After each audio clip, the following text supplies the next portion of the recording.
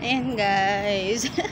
Hello, this is Singing Diva. So please don't forget to like and subscribe my channels guys. Medyo maulan at mahangin at malamig. So nagdouble na po siya. So dito tayo mag-viewing naman tayo guys. So now I remove my one teeth dahil inano ko na to sa Pilipinas pero 1 year na ano siya, nabasag siya.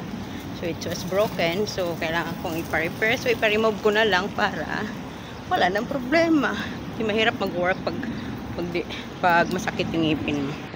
Mahirap kasi mag-work guys tapos yung ngipin mo masakit. So much better i-remove na lang po natin yung ngipin natin. So tapos pwede naman tayong magpa-implant kung gustuin natin. Yan guys, naka-umbrella na tayo kasi binigay ni madam yung umbrella.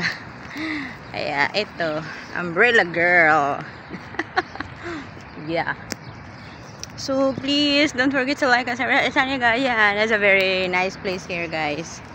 A very nice place. Yan, makikita nyo naman. And don't forget guys to like and subscribe my channel. So my full video is makikita nyo doon. Magpapabunta ko ng ngipin ko.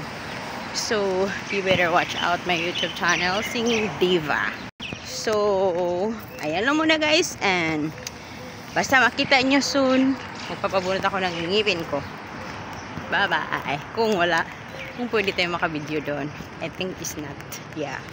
So basta yun na yun. Basta papunta ako doon sa dental clinic. Kung di man nyo makita, I'm so sorry. Kung bawal man doon, hindi natin alam. So ayan, update for today. Good morning everybody. Bye bye.